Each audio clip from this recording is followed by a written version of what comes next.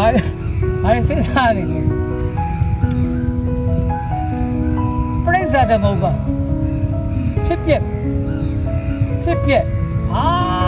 မှမမြဲဘူးအဝိဇ္ဇာတဏှာဆိုတဲ့မူလနဲ့ပြားနဲ့ရင်းခံလိုက်တဲ့ကိစ္စဟာလောကကြီးမှာရှုပ်ချက်ကိုခတ်နေတာပဲဟမ်မူလနဲ့ပြားနဲ့ရင်းခံလိုက်အဲ့တော့မူလနဲ့ပြားရင်းခံတယ်ဆိုတော့အတိတ်ကပေါ့ကွာအတိတ်ကအကြောင်းအရာဆိုတော့အဝိဇ္ဇာသင်္ခါရတဏှာဥပါဒံဘဝပေါ့အဝိဇ္ဇာသင်္ခါရတဏှာဥပါဒံဘဝတွေကြောင့်ဒီဘဝမှာခန္ဓာကြီး၅ပါးလာဖြစ်တယ်ဟုတ်လားခန္ဓာ၅ပါးဟုတ်ခန္ဓာ၅ပါးဆိုတော့ဘာလဲဆိုတော့ဝိညာဏ်ရုပ်တတ္တယတနာဖတ်တာဝေဒနာအဲ့တော့ဝိညာဏ်ရုပ်တတ္တယတနာဖတ်တာဝေဒနာအဲ့ဒါကိုဘာလဲခေါ်ခန္ဓာ၅ပါးခန္ဓာ၅ပါးဘာလဲဝိညာဏ်ရုပ်တတ္တယတနာဖတ်တာဝေဒနာ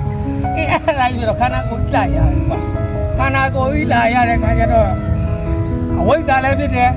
တဏှာလည်းဖြစ်တယ်အဝိဇ္ဇာမသိခြင်းကြောင့်တဏှာဟောရလေးလိုချင်တယ်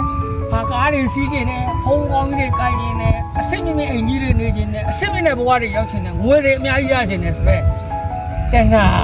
တဏှာလာဖြစ်တယ်ဒီတဏှာကိုဘာနဲ့ထိန်းထုတ်ရမလဲပေါ့ဒါတွေကိုစဉ်းစားရကွာအဲ့တော့ပြန်ကြည့်ကြည့်လိုက်ဒီဘဝဒီခန္ဓာရတယ်ဒီလိုပုံစံနဲ့နေတယ်ဆိုဘာလဲဆိုအတိတ်ကဟာတွေပါတယ်ကွာ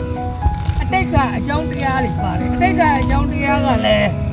ဘာလဲဆိုအဲ့ဒီဆော့ပြောတယ်ဝိဇ္ဇာတွေခါကတဏှာဥပါဒံအဲ့ဒါအတိတ်ကအကြောင်းတရားကြောင့်ပြစ္ဆုတ်ပံရဲ့အကျိုးတရားလားပြစ္ဆုတ်ပံရဲ့အကျိုးတရားလားဖြစ်တယ်ပေါ့ပြစ္ဆုတ်ပံရဲ့အကျိုးတရားဒီဘာလဲခန္ဓာ၅ပါးအဲ့တော့ခန္ဓာ၅ပါးဒုက္ခဘဝကဘာလဲဆိုတော့ဒုက္ခသစ္စာကြီးပေါ့ကွာဒုက္ခသစ္စာလားဖြစ်တာအတိတ်ဘဝဟာတွေကဘာလဲဆိုတော့သမုဒယသစ္စာအတိတ်မှာဖြစ်လာတဲ့အကြောင်းတရားတွေဒီသမုဒယသစ္စာကြောင့်ယခုပြစ္ဆုတ်ပံအခုတော့လာဖြစ်နေတာဒီဒုက္ခသစ္စာကြီးပေါ့ကွာအကြောင်းရဲ့အကျိုးကိုအကြောင်းတည်းဟူသောသမုဒယသစ္စာကြောင့်အကျိုးတရားတည်းဟူသောဒုက္ခသစ္စာလာဖြစ်တယ်ဒီအဲ့ဒါကိုစဉ်းစားရပေါ့ကွာဟုတ်ကဲ့မင်းတို့နားလဲအောင်ပြောရရင်တော့အတိတ်ပြစ္ဆုတ်ပံအနာဂတ်သုံးခုရှိတယ်ဟုတ်ကဲ့အတိတ်ကပြစ္ဆုတ်ပံရဲ့အနာဂတ်အဲ့တော့အတိတ်ကဟာဒီအကြောင်းတရားနော်အနာပြစ္ဆုတ်ပံမှာကြတော့အကြောင်းနဲ့အကျိုးနဲ့နှစ်ခုရှိပြစ္ဆုတ်ပံမှာအကြောင်းနဲ့အကျိုးအကြောင်းကြောင့်အကျိုးတရားလာဖြစ်တယ်ပြစ္ဆုတ်ပံမှာလည်းလုံနေတဲ့အရာတွေ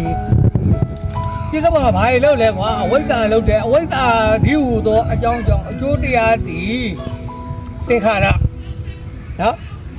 သင်္ခါရတည်ဟူသောအကြောင်းတရားကြောင့်ဝိညာဉ်ပေါ့ကွာဝိညာဉ်တည်ဟူသောအကြောင်းတရားကြောင့်နာယုတ်အကျိုးတရားနာယုတ်ဖြစ်နာယုတ်တည်ဟူသောအကြောင်းတရားကိုအခြေခံသောအကျိုးတရားသည်တလယတနာဖြစ်တယ်တလယတနာအကြောင်းတရားတည်ဟူသောအကြောင်းကြောင့်အကျိုးတရားသည်ဖတ်တာဖြစ်တယ်ဖတ်တာတည်ဟူသောအကြောင်းကြောင့်အကျိုးတရားဝေဒနာဖြစ်တယ်ဝေဒနာတည်ဟူသောအကြောင်းကြောင့်ဟိုဘက်မှာဘာဖြစ်လဲဆိုတော့တဏှာဒီလိုလားဖြစ်တာပေါ့ကွာတဏှာလာဖြစ်ဟိုဘက်မှာတဏှာတည်ဟူသောအကြောင်းကြောင့်ဥပါဒံဆိုတဲ့အကျိုးတရားဖြစ်တယ်ဥပါဒံတည်ဟူသောအကျိုးတရားကြောင့်အကြောင်းတရားကြောင့်ဟိုဘက်မှာအကျိုးတရားဒီကာမဘဝတွေပါဒီလိုလားဖြစ်တယ်လေအဲ့တော့ဒီဇာတိကနေစရဇာတိ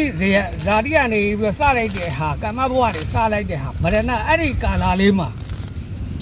ဥတုဟာတရှင်နေရလို့ပေါ့ကွာဇာတိကနေစမရဏအဲ့ဒီကာလလေးမှာလူတွေဟာဖြစ်ချင်တာတွေမဖြစ်ချင်တာတွေလည်းကြုံရဖြစ်ချင်တာတွေဖြစ်တော့ပျော်လိုက်ကြရွှင်လိုက်ကြငိုလိုက်ကြတယ်မဖြစ်ချင်တာတွေဖြစ်တော့ငိုကြရေကြပေါ့ကွာဖြစ်ချင်တာတွေဖြစ်တော့ပျော်ကြရွှင်ကြတယ်ပေါ့အဲ့ဒါအော်လောဘရဲ့ဒေါသရဲ့မောဟရဲ့အဝိဇ္ဇာပစ္စယသင်္ခါရတဲ့ဆိုရဲမင်းဘဝတန်တဲ့ရှင်းတာနားတော့ကွာဒါနှလုံးမသွင်းနိုင်သေးဖြစ်နေလေးလေးဘယ်လိုလုပ်မလဲလို့ဘာနှလုံးမသွင်းနိုင်ဟမ်ကိုတရားတွေကို